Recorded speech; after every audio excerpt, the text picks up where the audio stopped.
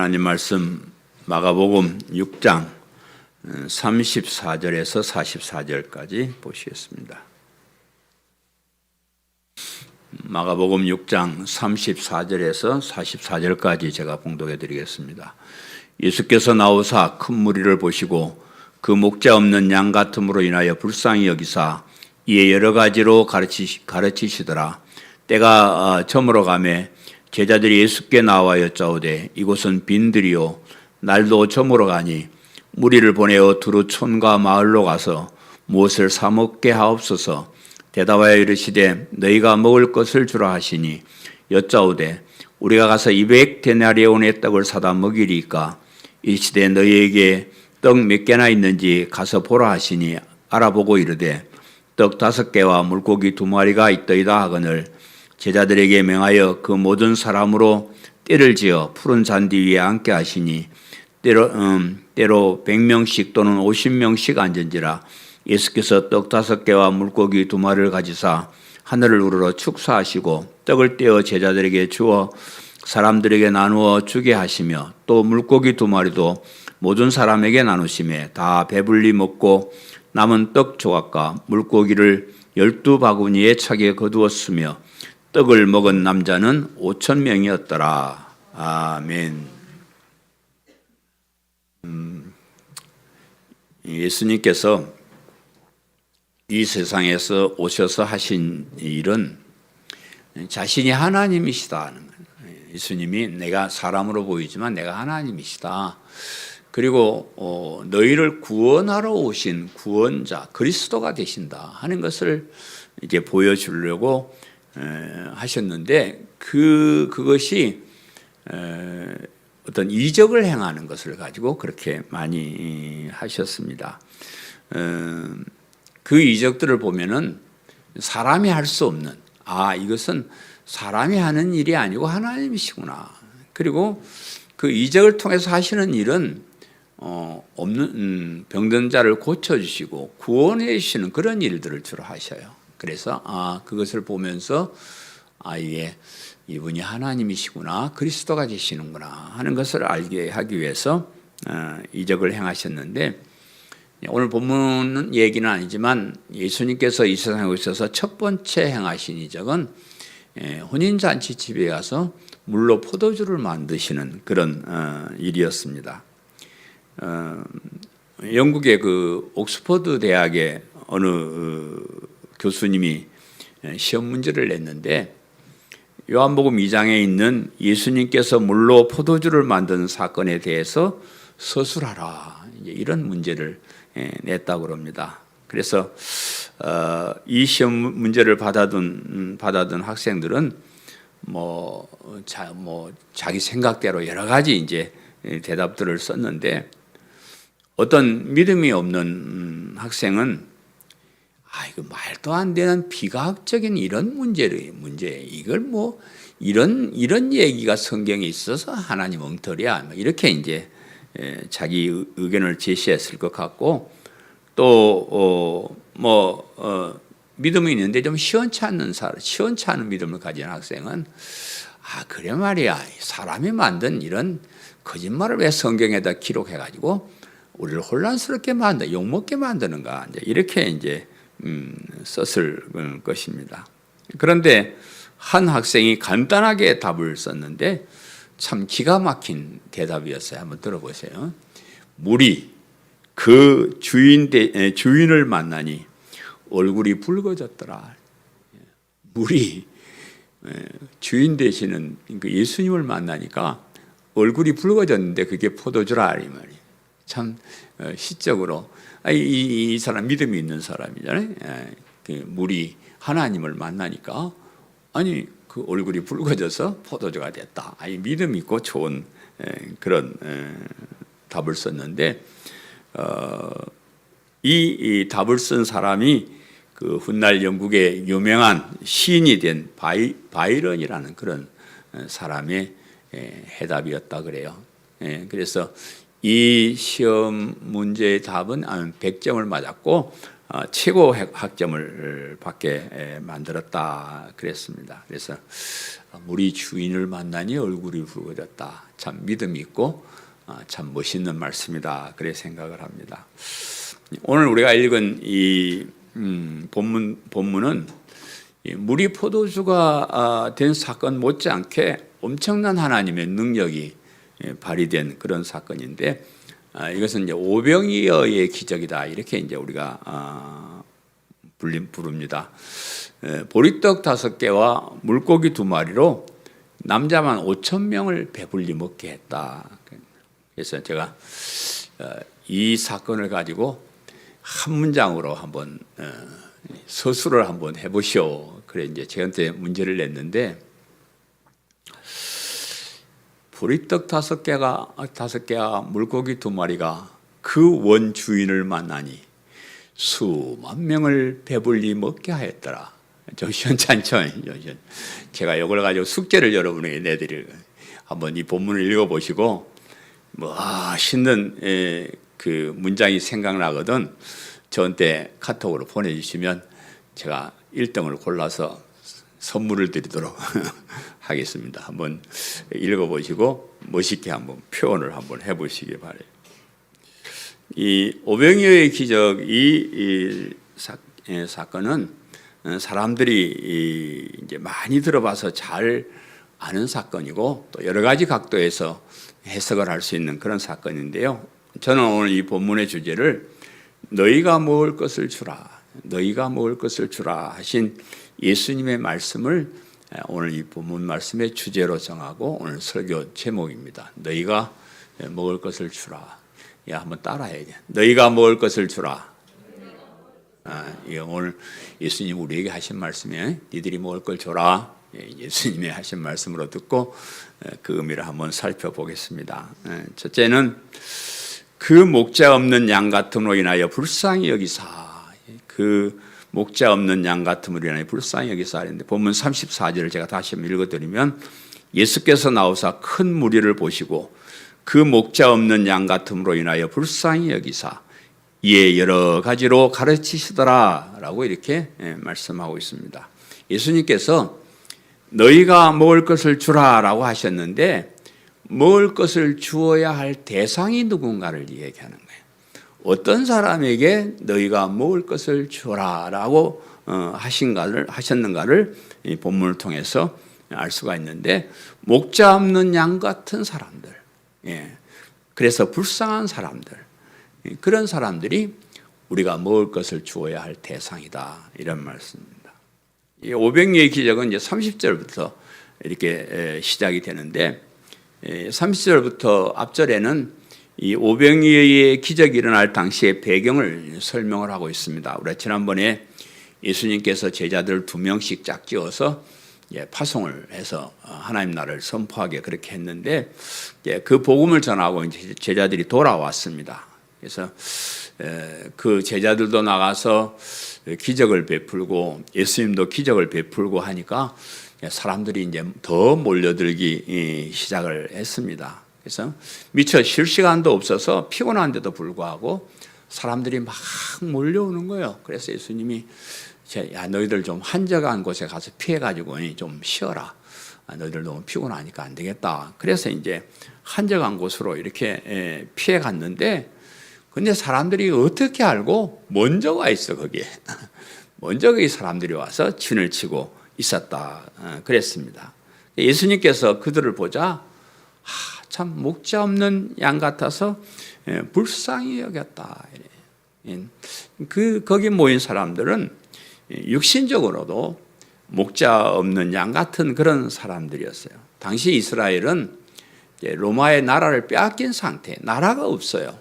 뭐 나라가 있어야 백성으로서 보호도 받고 또 뭐 여러 가지 혜택도 주고 할 텐데 뭐 나라도 없는 그런 나라를 빼앗긴 사람들 누가 도와줄 사람이 있겠습니까? 누구 한 사람 그들을 지켜주고 그들의 뭐 주권을 보호해주고 그럴 사람이 없는 아주 불쌍한 그런 사람들이었습니다. 뭐 자유나 평화나 이런 말은 사치에 불과하고 우선 먹고 사는 문제도 해결하지 못해서 어려움을 당하는 그런 사람들이었습니다. 그리고 특별히 여기 예수님을 따라온 사람들은 가난하고 병든 사람들이 많이 따라왔습니다. 그래서 누군가의 도움이 절실히 필요한 불쌍한 사람들, 그런 사람들이 거기 모여 있었습니다. 그들은 영적으로도 목자 없는 양 같은 그런 사람이었어요. 이스라엘 사람들은 그래도 나라가 망해도 우리는 하나님 나라의 백성이야, 우리는 하나님의 나라의 자녀들이야, 이런 어떤 자부심을 가지고 그렇게 살았는데, 그런데 그런 어떤 자부심에 대해서 뭐 영적으로 채워줄 사람이 없었어요. 교회 지도자들이 사람들 모아놓고, 야, 우리가 하나님의 백성이자 힘을 내자, 뭐 이렇게 이제 뭐 설교도 하고 그래야 되는데, 교회 지도자들이 자기 이익 챙기는 데만 열심을 내고 하나님의 뜻을 바르게 가르쳐 주려고 하지 않았어요. 하나님이신 예수님이 이 세상에 오셨으면 지도자들이 진짜 그런가 알아보기도 하고 성경을 연구해 보기도 하고, 야, 여러분, 예수님이 하나님이 보내신 메시아시다, 이래서 우리가 따라야 된다, 이래야 되는데, 오히려 그 하나님의 뜻을 반대하고 방해하고 하는 그런 사람들이 종교 지도자들이었습니다.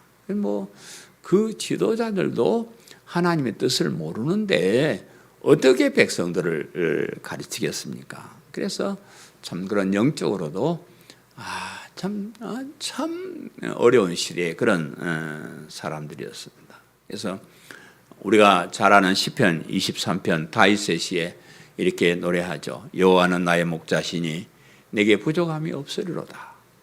그가 나를 푸른 풀밭에 누이시며 쉴만한 물가로 인도하시는도다. 내 영혼을 소생시키시고 자기 이름을 위하여 의의 길로 인도하시는도다. 우리가 참 즐겁게 낭송하는 그런 시인데요. 이런 목자가 되시는 하나님을 떠난 인생들은 무엇이든지 부족하고 가는 곳마다 풀도 없고 물도 없어서 줄이게 되고 악인의 길로 가면서 영혼은 죽어가게 되어 있는 그런 비참한 신세가 된 것입니다. 그런 사람들을 보고 예수님께서 그들을 불쌍히 여기셔서 친히 목자가 되셔서 여러 가지로 가르쳐 주셨다 그랬어요. 그래서 아마 뭘 가르쳤는지는 성경에 기록하고 있지 않지만은 하나님 나라가 가까이 왔다. 그 나라에 들어가기 위해서 회개하고 복음을 믿어야 된다. 이런 내용들을 가르쳤을 것이다. 그렇게 봅니다. 오늘날은 그때와 달리 대부분의 사람들은 먹을 것 때문에 그렇게 고통받지 않는 것 같아요. 그죠? 먹을 거 없어가. 저희가 아동센터 처음 시작할 때만 해도 저기 그 굶는 아이들 밥해 주기 위해서 만든 단체가 아동센터인데, 뭐 처음에 우리 그때만 해도 뭐 아이들 밥 주면 잘 먹고 그랬어요. 근데 요즘은 안 먹어. 안 먹어. 남아가지고 죽겠어요. 좀 제발 좀 먹으라. 싫어요. 안 먹어요. 맛없어요. 전부 다 그렇게 먹을 거 없어서 그렇게 어렵지는 않은 것 같습니다. 오히려 너무 배가 부르니까 하나님을 모른다 하는 그런 세상이 되었습니다. 그런데 영적으로는 그때 못지않게 참 신앙생활하기가 힘들어지고 있어요. 잘못된 지도자들이 참 많이 있어요. 자기 사리 사욕만 채우려고 하는 목회자들이 많이 있어서 교회가 엉뚱한 곳으로 가고 있습니다. 제가 요즘은 이제 그 나이가 드니까 그렇긴 해요. 그 나이가 들면 자꾸 사람들의 잘못이 이렇게 눈에 보여. 내가 경험을 많이 하고 내가 많이 좀 알아서 안다고 생각해서 그런지 몰라도 그냥 그 후배 목사님들이나 뭐 어디 가서 목사님들 설교를 듣고 앉아 있으면 정말 죽겠어요. 죽겠어. 나 은퇴하면 누구 설교 듣고 예배드려야 할지 내가 지금. 이번 주에도 어디 가서 그 목사님 설교를 듣고 앉았는데 나 진짜 성질 나서 나올 뻔했어요. 내가 뒤에 앉았으면 나올 텐데 앞에 앉아 있어가지고 그 주최한 사람 입장도 생각해서 내가 못 나오고 끝까지 이제 들었는데, 나보고 한마디 하라 그랬으면 나와가지고 제가 이제 뒤에 격려사가 이렇게 들어있더라고요. 그래서 오냐 내가 격려사 때 나와가지고 야 이놈 자식들아 설교라도 좀 똑바로 해라. 그걸 설교라고 하냐 이러고 싶었는데 이 친구가 눈치를 채고 격려사를 안 시키더라고요. 기도만 시키더라고요. 그래서 하나님 뜻인가 보다. 또 거기서 내가 한마디 했으면 판 깨져버리고. 진짜요 여러분 요즘요 웬만한 목회자들이 다 돈을 위해서 자기 자랑을 위해서 자기 이익을 위해서 진짜 올바른 설교를 안 합니다. 아이고 답답해라 어쩔까. 진짜예요. 참 목자이신 예수님의 말씀을 따르지 않고 사람들의 말을 좋아하고 천국 복음보다 이 세상에 잘 사는 것을 더 좋아하고 자기 자신이 죄임을 깨닫지 못하고 교만해서 스스로 의로운 사람이라고 착각하는 그런 사람들이 참 많이 있습니다. 똑똑하고 잘난 사람 같지만 어리석고 불쌍한 사람들이 많이 있는데 이런 불쌍한 사람들에게 우리가 먹을 것을 주라 이런 말이에요. 우리가 그들에게 먹을 것을 줘야 된다. 생명의 양식을 진리의 말씀을 이 복음을 우리가 줘야 된다. 저는 몇 번 말씀드렸지만 제가 목사 안 되려고 도망 다니다가 한 꿈을 꾸고 제가 깨달고 내가 목사가 됐는데 내가 내일 모레 죽을 사람들에게 밥을 주는 사람이었더라고요. 그래서 내일 모레 죽을 사람을 닭장에다 집어넣어가지고 다 이렇게 처박아 놓고 고민이 생겼어요. 끼니 때가 됐는데 이놈들을 밥을 줘야 되나 말아야 되나 내가 고민하기 시작한 거예요. 내일 모레 죽을 놈들 밥을 왜 줘요? 놔두자 그래도 아니야. 내일 모레 죽을 사람이라도 밥은 줘야지. 그래서 제가 닭장에서 큰 우리에다가 이제 사람들을 풀어놓고 내가 밥을 주기 시작하는. 근데 그때 우리 교회에서 제일 잘 나가는 장로 후보생 내 친구가 하나 있었는데, 그 친구가 이상한 얼굴을 가지고 그냥 내가 밥을 주니까 그걸 덥석 받아 먹는 거예요. 내가 이런 친구가 여기 있는 줄 알았으면 내가 밥을 벌써 줬을 텐데, 내가 왜 밥을 안 주고 있으나 해가지고 진짜 마음이 아파서 엉엉 울었어. 그래도 우리 집사람이 나를 깨우더라고요. 잠에서 운다고. 진짜 그런다 봐. 그래서 내가 꿈을 깨고 내가 내일 모레 죽을 사람에게 밥을 줘야 되는 사람이구나. 그래서 내 일평생 그 목회가 내일 모레 죽을 사람들에게 주는 밥이 뭘까? 옛날엔 그래 우리 할아버지 할머니들 밥도 안 해줬어. 밥도 해주기도 해봤고. 그런데 정말로 우리 영혼이 추구하는 이 사람들, 우리 한국교회 복음을 모르는 여기에 우리가 먹을 것을 줘야 되지 않겠냐? 너희가 먹을 것을 주어라. 하나님 우리에게 하시는 말씀. 정말로 우리는 복음을 그대로 잘 배워왔습니다. 정말로 진짜 복음을 배워왔습니다. 이것이 참된 양식이요, 진짜 진리요. 이것을 우리가 사람들에게 나눠줘야 됩니다. 그 사명을 우리가 받았다 하는 거죠. 두 번째는 떡 5개와 물고기 2마리를 가지사 하늘을 우러러 축사하시고, 그래서 본문 41절에 예수께서 떡 5개와 물고기 2마리를 가지사 하늘을 우러러 축사하시고 떡을 떼어 제자들에게 주어 사람들에게 나누어 주게 하시고 또 물고기 2마리도 모든 사람에게 나누어 주시매 그랬습니다. 예수님께서 너희가 먹을 것을 주라라고 하셨는데, 먹을 것을 줄 때 어떠한 방법으로 주는가 하는 것을 말씀하네요. 어떻게 줄까? 이걸 이제 말씀하시는데, 작은 것이지만 하나님께 감사드릴 때 기적이 일어난다, 이런 뜻으로 제가 이 본문을 한번 이해를 해보았습니다. 예수님께서 목자 없는 양 같은 불쌍한 무리들을 가르치시다 보니까 날이 저물어 가고 있었어요. 그들이 있었던 곳은 빈들이다, 마을도 없고 아무것도 없는 그 아주 빈 들판에서 이제 가르치고 있었는데, 어디 가서 먹을 것을 구할 데가 없는 그런 곳이었어요. 그래서 제자들이 예수님께 와서 말씀을 드리기를, 예수님 때도 저물었고요, 여기는 먹을 걸 구할 데가 없습니다. 그러니까 사람들을 마을이나 촌에 보내가지고 거기서 뭐 얻어먹든지 사먹든지 그렇게 하는 것이 좋겠습니다. 그랬습니다. 그러자 예수님께서 제자들에게 말씀하시기를 너희가 먹을 것을 주라. 그 말씀을 들은 제자들은 진짜 자기들 보고 주라는 줄 알고 계산을 얼른 해봤는데 그 비용이 만만치가 않은 거예요. 제자들이 계산하기를 여기 있는 사람들에게 간단하게 식사라도 다 사먹이려고 그러면 200데나리온의 돈이 필요하겠다. 200데나리온 그러면 이제 잘 모르죠. 감이 안 잡히죠. 이제 이 1데나리온은 당시에 한 사람이 하루 일당이라 그랬어요. 그래서 이제 제가 한번 계산을 해보니까 이제 요즘 계산으로 한 10만 원은 받소 일당. 이제 10만 원을 하면 2천만 원. 물론 이제 그 당시에는 뭐 돈 가치도 다르고 일당도 그렇게 많지는 않았을 거예요. 이제 그렇긴 하지만 그때 사람들이 생각할 때에 우리가 생각하는 한 2천만 원 정도는 되지 않을까. 제자들에게 그런 돈이 있을 리가 없어요. 왜냐 그러면 제자들도 다 뭐 없는 집에서 다 내버리고 예수님만 쫄쫄쫄 따라온 그런 사람들이고, 그런데 뭐 무슨 2천만 원이 있겠습니까? 그래서 곤란하다고 이렇게 이제 얘기하는데, 그것을 안 예수님께서 제자들에게 그렇게 계산하지 말고 너희들 가진 것이 얼마나 있는가 한번 조사해봐라. 그랬더니 제자들이 알아보니까 보리떡 5개하고 물고기 2마리가 있습니다. 그래 이제 조사를 해가지고 왔습니다.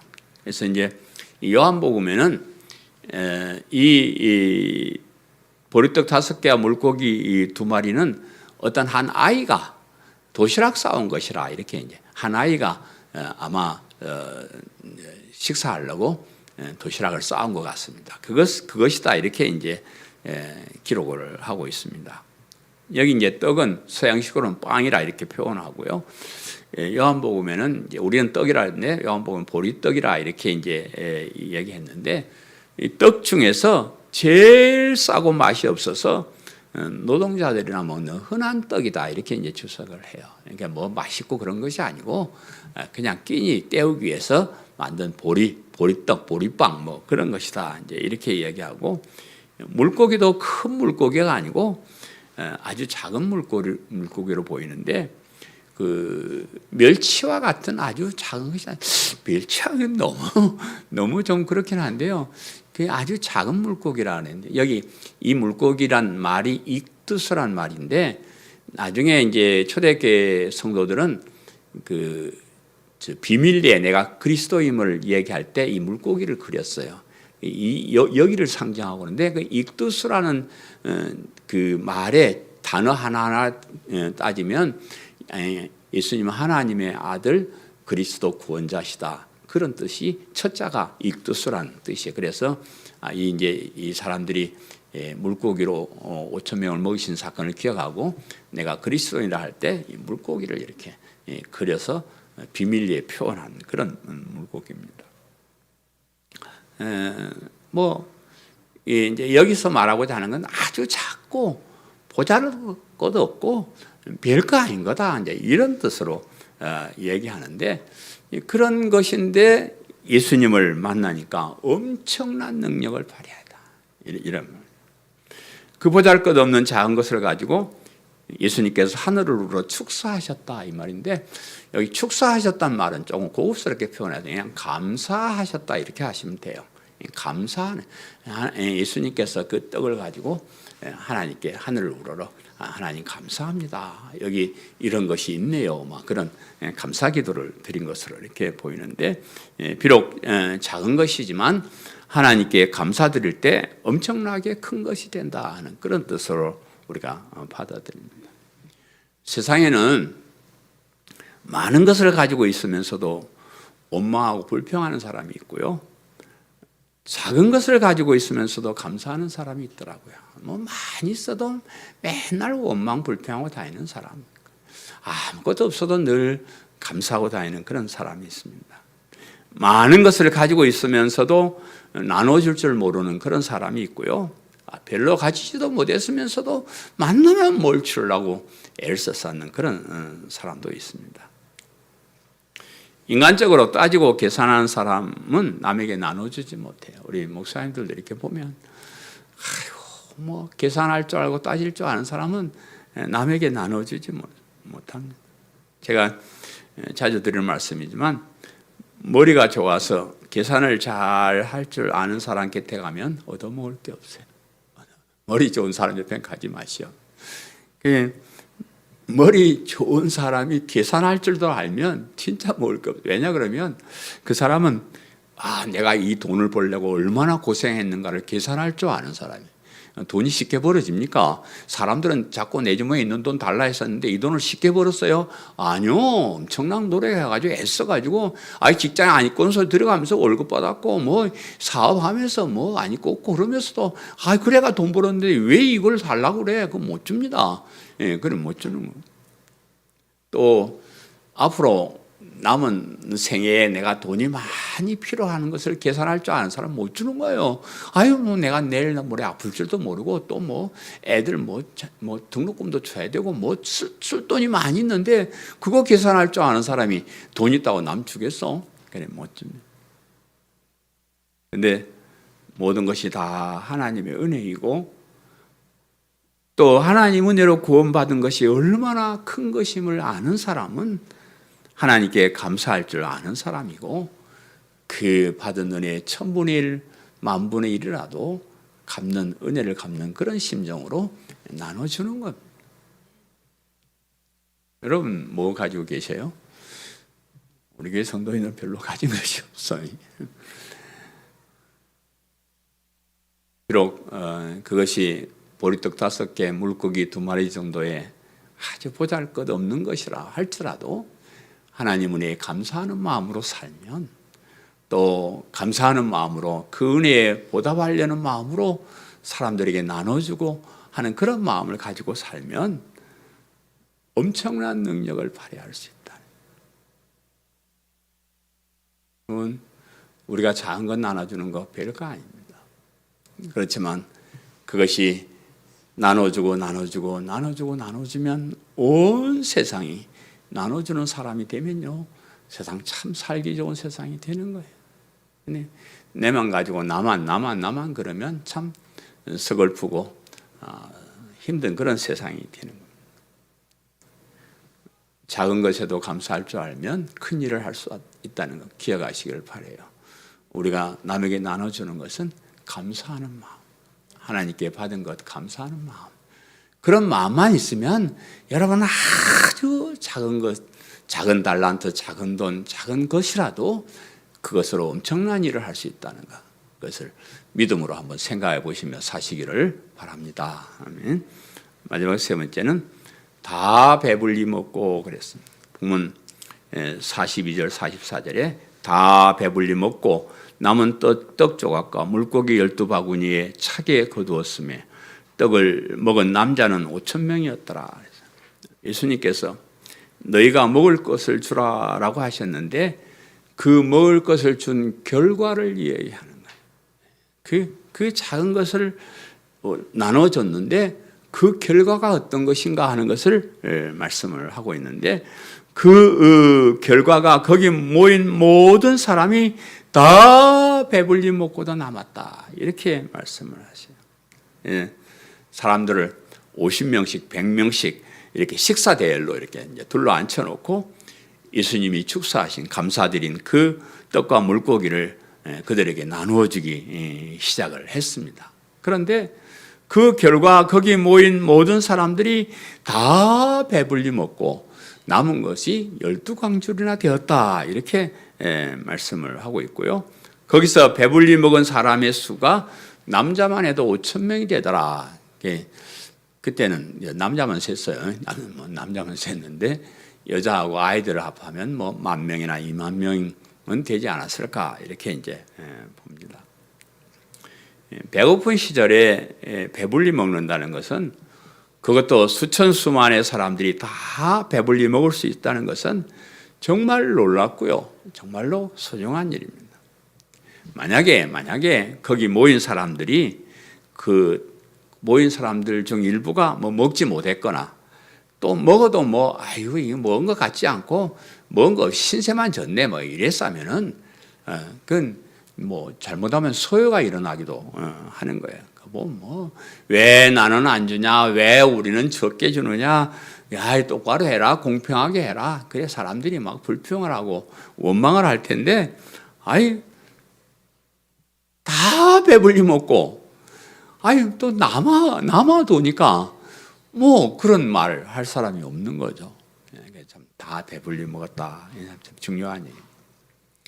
그래서 우리가 다 배불리 먹지 못하는 우리가 사는 세상은 참 불공평한 세상이에요.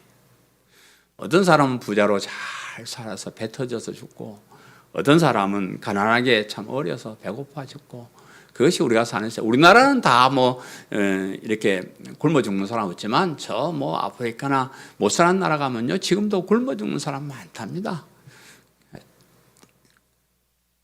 어떤 사람은 똑똑해서 공부를 많이 하고, 어떤 사람은 미련해서 공부를 잘 못합니다. 어떤 사람은 권력이 있고, 어떤 사람은 힘이 없고요. 어떤 사람은 건강하고, 어떤 사람은 병약합니다. 사람들은 그 돈의 위력 앞에, 권력 앞에 서면 참 냉정해요. 평소에는 뭐 서로 뭐 같은 친구 같고 친한 사람처럼 보이지만, 이익이 있거나 권력 앞에서는 참 냉정하고 확실하게 차이가 나요. 어떤 사람이 뭐 누구라 하면 다 알지만, 어떤 사람이 그 대통령 취임사에서 기회는 평등, 과정은 공정, 결과는 정의로울 것이다. 참 좋은 얘기입니다. 평등하고 공정하고 정의로운 사회를 만들어가는 것은 하나님이나 하실 수 있는 일이지, 사람들 사이에는 그거는 그냥 희망사항이고 뭐 그렇게 해보겠다는 말장난이지, 그렇게 만들 수가 없는 세상이 우리가 사는 세상이에요. 사람들 다 뭐 자기 욕심 채우려고 다 그러고 있는데, 뭐 대통령이 뭐 공평하게 하라, 뭐 평등하게 하라, 그 말 안 듣습니다, 사람. 돈 많은 사람 앞에 서 보면요, 가난한 것이 얼마나 비참한지를 알게. 가난한 게 죄가 아니라고 했던가요? 아니요, 죄입니다. 정말 가난하게 태어나서 가난하게 살다가 죽는 것 죄입니다. 제가 좀 있는데, 우리 집사람이 내가 그 설거지를 해주면 당신은 무슨 죄가 있어서 이렇게 설거지까지 하십니까? 그럴 때 제가 하는 말이 당신을 사랑한 죄. 이거 우리 목사님들 사이에 유명한 언어입니다. 제발 당신 어디가 그런 얘기 좀 하지 마시라. 그런데 제가 또 하나 더 있더라고요. 며칠 전에 어떤 돈 많은 분하고 대화를 하면서 성질나고 짜증난 얘기를 많이 하는데도 제가 예, 그렇죠. 그러시죠. 이러니까 우리 집사람이 전화를 듣다가 당신은 무슨 죄가 많아서 그렇게 전화를 굽신굽신하고 받냐, 좀 때려쳐버리고 큰소리 쳐버리고 끊어버리지 뭐 하는 짓이냐, 날 핀잔하더라고요. 제가 하나 더, 내가 돈 없어 가난한 죄.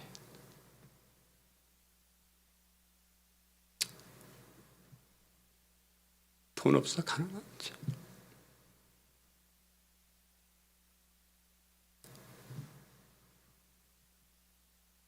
진짜 비굴합니다. 비참합니다. 진짜 죄입니다. 권력 앞에서 보면요, 그 권력 앞에서 평가받는 사람이 얼마나 비참한 사람인지를 알게 돼요. 제가 이제 목사가 되면서 공부를 이렇게 쭉 하면서 뭐 무슨 강조사고시, 목사고시, 졸업고시, 박사학위 논문 뭐 이런 걸 평가하는 사람 앞에 서면 고향 앞에 치가 돼버려요. 평소에는 그냥 뭐 잘 지내던 사람이 권력만 딱 잡으면 그냥 사람 얼굴이 바뀌어버려. 아주 냉정해요. 참 냉정한 세상이구나. 참 권력 좀 있다고, 그 뭐 별것도 아닌 권력 가지고 그렇게 권력을 휘두르고 사람을 힘들게 만들까? 참 그런 생각을 해봐요. 제가 여러분에게 개똥 철학을 자주 얘기하는데, 인생 살아가면서 여러분 칼자루를 절대 남에게 주면 안 됩니다. 칼자루를 잡은 사람과 칼날을 잡은 사람은 엄청나게 차이가 있습니다. 칼날 잡고 아무리 몸부림 쳐봐도요 다치기만 하지 아무 소용이 없습니다. 여러분 살아가면서 웬만하면 칼자루를 쥐려고 노력을 하세요. 권력을 잡으려고 노력을 하고 그렇게 사셔요. 그 대신 칼자루를 잡았을 때 칼날 잡은 사람을 생각해서 너무 휘두르지는 마세요. 그런 생각을 가지고 사는데요. 그런데 칼자루 잡기가, 권력 잡기가 그렇게 쉽소? 누가 우리에게 권력을 줘야말로 하죠. 맨날 칼자루 다 넘겨주고 칼날 붙잡고 칼자루 잡은 사람 시킨 대로 하고 이렇게 살아야 되는 것이 우리 이 연약한 모습. 제가 이런 서글픈 얘기를 하는 것은 우리가 가게 될 하나님 나라는 불공평한 나라가 아닙니다. 정말로 모든 사람이 평등하고 공평하게 사는 정의로운 나라. 이런 나라는 우리 하나님 나라에만 있습니다. 세상 나라는 이루어지지 않습니다. 모든 사람이 다 배불리 먹고 남는 세상. 다 배불리 먹고 남는데 서로 싸우고 경쟁할 것이 없어요. 그냥 다 있어도 뭐 다 배불리 먹고 다 남는데 빈부의 격차도 없고 권력의 격차도 없고 잘난 사람도 못난 사람도 없는 나라, 우리 하나님 나라. 우리가 예수님을 믿고 구원에 이르는 것은 누구나가 다 동일하게 받을 수가 있습니다. 믿음만 있으면 됩니다. 예수님이 하나님이시고 그리스도가 되신다는 그 믿음만 있으면 돼요. 그 믿음이 크거나 작거나 상관이 없습니다. 그 믿음을 가지고 엄청난 일을 하거나 아무 일도 하지 못하거나 아무 상관이 없습니다. 목사님들이 여러분 자꾸 막 서열을 매기고 경쟁을 시키고 하는 것은 여러분이 믿음을 가지지 않고 타락하고 떠날까 봐 그러는 거예요. 그래서 자꾸 훈련시켜서 믿음을 굳게 잡고 있게 하기 위해서 경쟁도 시키고 뭐 차별도 두고 그러는데 그런 거 없습니다. 하나님 나라. 믿음만 가지고 있으면 됩니다. 우리가 믿는 믿음에 등수가 있고 급수가 있거나 인원 제한이 있다 그러면 우리가 절대 남에게 전도해서는 안 됩니다. 이 복음의 비밀을 말해 주시면 안 되죠. 안 되는데. 만약에 우리가 전도해가지고 우리보다 더 착한 사람이 오거나 우리보다 뭐 더 충성스러운 사람들이 오면요, 우리 밀려나요. 왜 전도해요? 우리만 살짝 천국 가면 그만이지. 그렇잖아요. 그런데 우리 하나님 나라는 다 배불리 먹고 남습니다. 다 구원을 받고도 자리가 남습니다. 얼마든지 전도해야 된다. 그래서 우리가 전도하는 거예요. 만약에 뭐 등수 매이고 경쟁력 가지고 떨어뜨리고 그러면 왜 우리가 골비 써요? 전도하게 우리만 살짝 하고 마는 거죠. 우리 하나님 나라는 그런 나라가 아니다. 우리가 어떤 사람이든지 우리가 어떤 형편에 살았든지 우리가 얼마나 충성했든지 못했든지 차별하지 않고 다 구원받고 다 완전한 하나님 나라에서 차별 없이 살 수가 있는 그 나라가 우리 하나님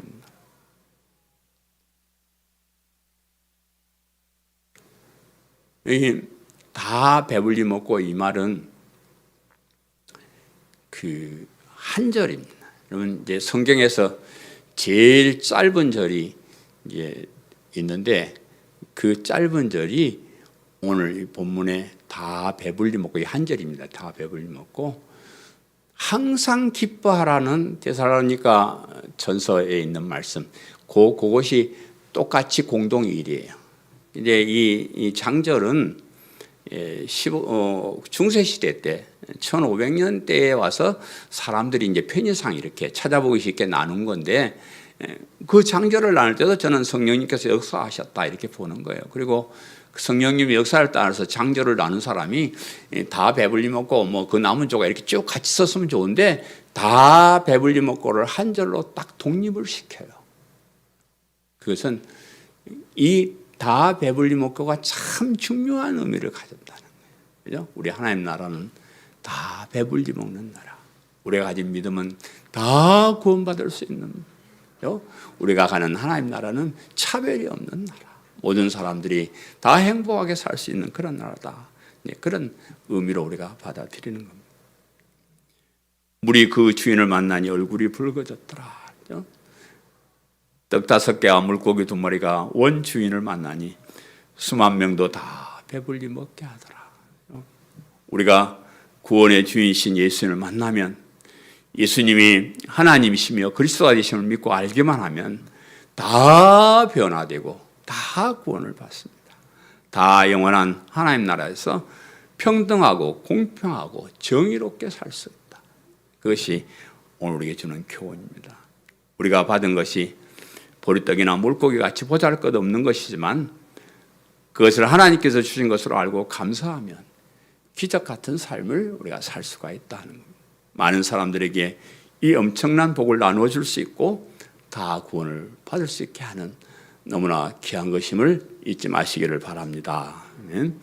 사랑하는 성도 여러분, 너희가 먹을 것을 주라고 하신 말씀을 기억하면서 하시기를 바랍니다. 그 대상은 가난하고 불쌍한 사람이고, 특별히 목자 없는 양같이 진리를 모르고 복음을 몰라서 교회와 있으면서도 바른 신앙을 가지지 못하고 헤매는 그런 사람들이 우리가 먹을 걸 줘야 될 그런 대상이라 그랬고요.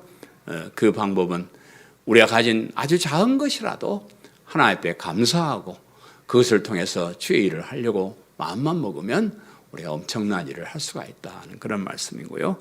그 결과 다 배불리 먹고 다 구원받고 다 천국에 와서 공평하고 정의로운 평화로운 그런 나라에서 살 수 있다 하는 귀한 교훈을 받습니다. 말씀을 생각하면서 통성으로 기도하겠습니다. 너희가 먹을 것을 주라 한 말씀을 저희들이 기억합니다. 우리는 너무 귀한 것을 받았습니다. 사람들은 우리가 가진 것이 보리떡 5개 물고기처럼 천하게 보일지라도 예수님은 하나님으로 믿고 그리스도로 믿는, 복음을 믿는 귀한 것을 우리가 가졌습니다. 이 은혜를 주신 하나님께 감사하고 또 나눠줄 때 우리에게 복음을 들은 사람도 다 배불리 먹을 수 있다는 이 진리를 깨닫고 그들에게 먹을 것을 나눠주는 저들 되게 도와주옵소서. 말씀을 생각하면서 통성으로 기도하겠습니다.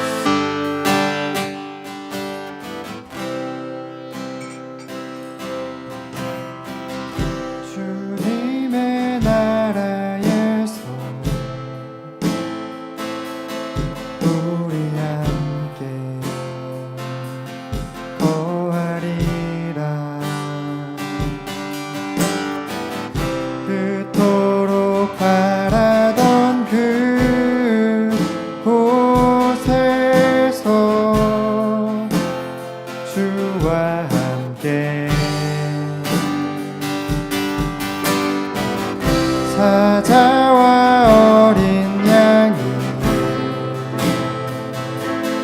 함께 놀며 뒹구는 곳, 어린이 독사굴에 손 넣어도 울지 않는 우리 함께 거하리라. 아름다운